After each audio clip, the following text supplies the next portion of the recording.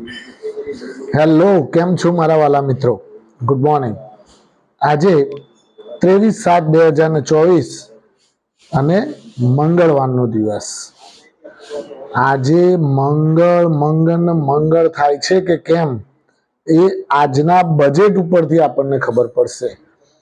મોદી સાહેબ 3.0 નું આજે ફર્સ્ટ બજેટ રજૂ કરવા જઈ રહ્યા છે. નિર્મલા સીતારમણજી આજે એમની ભાષામાં આપણને બજેટ સમજાવશે. જોવાનું રહ્યું કે એમના પટારામાંથી શું નીકળીને બહાર આવે છે.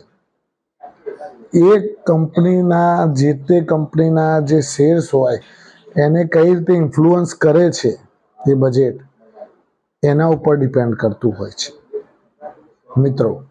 તો આજનું જે બજેટ છે એક બજારને કાં તો ઉપર ખેંચીને લઈ જશે કાં તો નીચે ફેંકશે.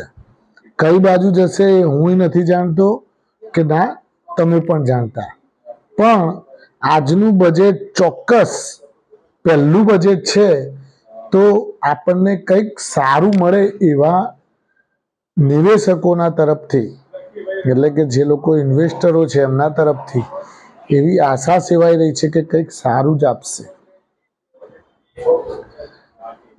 આજે તમે જુઓ આજે કયા કયા સેક્ટર ઉપર અસર થશે તો તમને તો ખબર જ છે બધી, કે જે બજેટને લગતા જે સેક્ટર્સ છે કે ભાઈ green energy sector, power sector ટૂંકમાં, પછી આપણે રેલવે સેક્ટર્સ, ફર્ટિલાઇઝર સેક્ટર્સ અને IT sectors, defence sectors, shipping sectors, આ બધા સેક્ટરો આજે લાઇમલાઇટમાં રહેશે અને એના શેરોમાં ધડાધડ થોડા ઉપર જશે, થોડા નીચે આવશે, થોડા ઉપર જશે, થોડા નીચે આવશે, આવું ચાલ્યા કરશે. એટલે મિત્રો આપણે એક જ ધ્યેય રાખવાનો કે આપણું ઇન્વેસ્ટમેન્ટ આપણે ખાલી કરવાનું. ઘટાડો આવે તો લેવા, વધારો થાય તો વેચવા. આ એક સિમ્પલ ગણિત લઈને જ ચાલવાનું. આપણે બીજું કંઈ મગજમાં વિચારવાનું નહીં. આપણને આપણા શેર્સમાં ઘટાડો, વેચેલા શેર્સમાં ઘટાડો આવ્યો હોય તો પકડવાના અને એને પાછો ઉછાળો આવે તો પાછા વેચી દેવાના.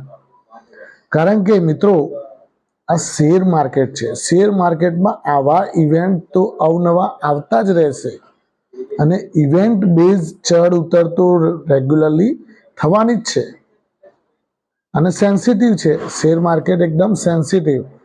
જેમ કે તમે હાલ કંઈક બરફ, એકદમ ઠંડુ પાણી પીધું હોય ને બરફનું, તો કેવી શરદી થઈ જાય તમને, એવી આ સેન્સિટિવ છે શેર માર્કેટ. એને બજારમાં આજુબાજુમાંથી તરત જ કોઈ પણ એવો સમાચાર આવે તો એની સેન્સિટિવિટી તરત શેર માર્કેટમાં દેખાય. કારણ કે આપણું આર્થિક બેરોમીટર કહેવાય આ મિત્રો.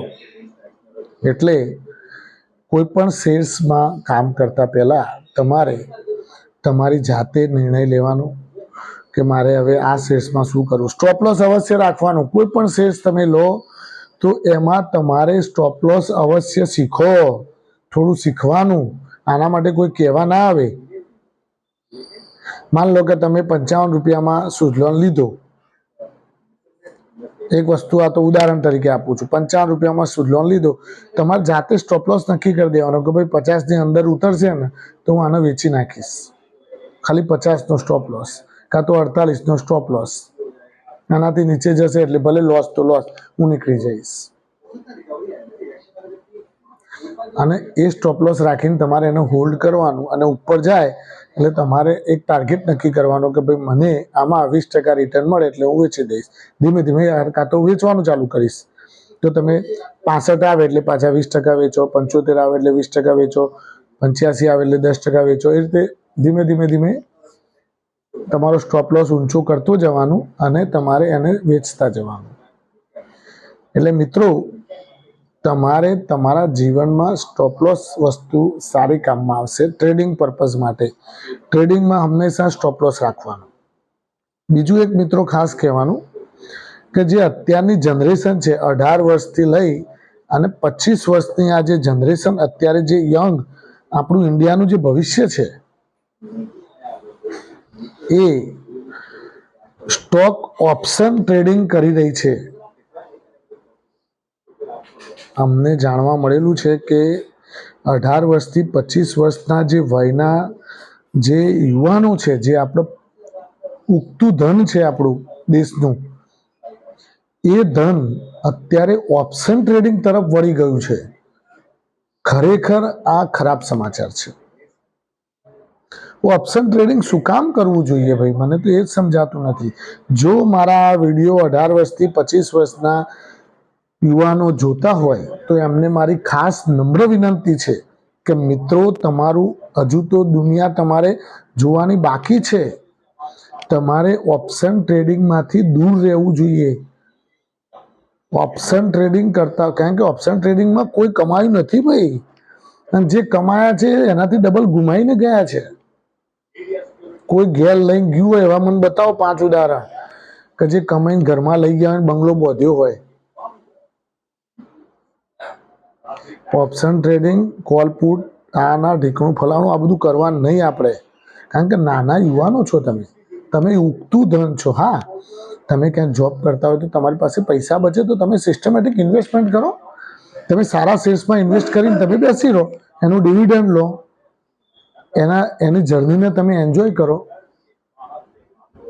આવું કરો તો તમારે તો હજુ ઘણું જોવાનું છે. એટલે આ મેસેજ મારો આ વિડીયો દ્વારા 18 વર્ષથી 25 વર્ષના બાળકો માટેનો છે કે મહેરબાની કરીને કોલ પુટ કે ઓપ્શન ટ્રેડિંગ કરતા નહીં, કારણ કે એમાં 100% નુકસાન થવાનું જોખમ રહેલું છે. એક વસ્તુ ખાસ નક્કી કરો કે ઇન્વેસ્ટમેન્ટ એ તમારી જાતે રિસ્ક ઉપર સારી રીતે કરવાનું. કારણ કે ઇન્વેસ્ટમેન્ટમાં સારા શેર્સમાં તમે ઇન્વેસ્ટ કરશો તો 100% તમને લાંબા ગાળે પ્રોફિટ થતો જ હોય છે, પણ તમારે હોલ્ડ કરવાની ક્ષમતા હોવી જોઈએ. તમારે હોલ્ડ કરવા પડે શેર્સ, એના ડિવિડન્ડને તમારે સમયાંતરે જે આપે એ કંપની તમને પ્રોફિટ આપતી જ હોય છે. સારા શેર સિલેક્ટ કરીને તમે ઇન્વેસ્ટ કરો, ફંડામેન્ટલ સ્ટ્રોંગ સ્ટોક્સ તમે ઇન્વેસ્ટ કરો તો તમારે કોઈ તકલીફ નહીં પડે. તમે તો હજુ 18 વર્ષથી 25 વર્ષના યુવાનોને તો 10 વર્ષ 15 વર્ષ પછી જ્યારે 35 વર્ષના થાય, 40 વર્ષના થાય, જ્યારે એમને કોઈ મોટા ખર્ચા આવે તો આ જે રોકાણ કરેલું હોય એમને ત્યારે કામમાં આવે. મિત્રો, એટલા માટે જ મારો તમને આ ખાસ મેસેજ છે. ગઈકાલે એક ભાઈએ મને વાત કરી કે 18 વર્ષથી 25 વર્ષના બાળકો અત્યારે ઓપ્શન ટ્રેડિંગમાં ખૂબ નુકસાન કરી રહ્યા છે. તમે આના ઉપર થોડું કહેજો. ખરેખર ધન્યવાદ છે મિત્રને, કારણ કે એમણે મને ધ્યાન દોર્યું કે 18 વર્ષથી 25 વર્ષના બાળકો જે ઓપ્શન ટ્રેડિંગ કરી રહ્યા છે. હું તો કહું છું કે 18 વર્ષથી 25 વર્ષના નહીં, કોઈએ ના કરવું જોઈએ ઓપ્શન ટ્રેડિંગ. શું કામ કરવું જોઈએ ભાઈ?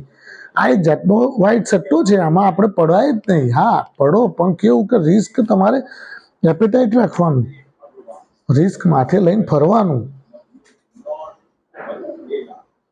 સેબી કે એનએસસી તમને વારે ઘડીએ કેમ કહે છે કે investment is subject to market risk? આ જોખમોને આધીન છે. તમે જુઓ, કોઈ પણ આઈપીઓ આવે ને તો એ લોકો નીચે એને ડિસ્ક્રિપ્શનમાં લખતા હોય છે કે ભાઈ શેર બજાર એક જોખમકારક છે અને એના અંદર તમારે જોખમ તમારે સ્વયં લેવાનું હોય છે અને માર્કેટનું રિસ્ક હોય છે. તો અવશ્ય ધ્યાન રાખજો મિત્રો. અને તમારા કોઈ પણ સગા સંબંધી કે તમારા મિત્ર સર્કલમાં કોઈ બાળક ઓપ્શન ટ્રેડિંગ કરતું હોય તો એને જરા સલાહ આપજો. Thank you very much. ખૂબ ખૂબ આભાર. આપણા દેશનું ઉગતું ધન છે, આગળ જતાં ભવિષ્ય એને હજુ બનાવવાનું છે. જો અત્યારથી જ એ નાસીપાસ થઈ જશે ટ્રેડિંગ કરીને તો એ આગળ જતાં ડિમોટિવેટ થશે. Thank you very much. ખૂબ ખૂબ આભાર. વિડીયો ખૂબ લાંબો ન થાય એ માટે આટલે આપણે વિડીયો અટકાવીએ છીએ. Thank you very much. આજનો દિવસ બજેટનો દિવસ. શાંતિથી બજેટને નિહાળો અને એને લગતા શેર્સ ઉપર, વોચલિસ્ટ ઉપર ધ્યાન રાખો. Thank you very much. ખૂબ ખૂબ આભાર.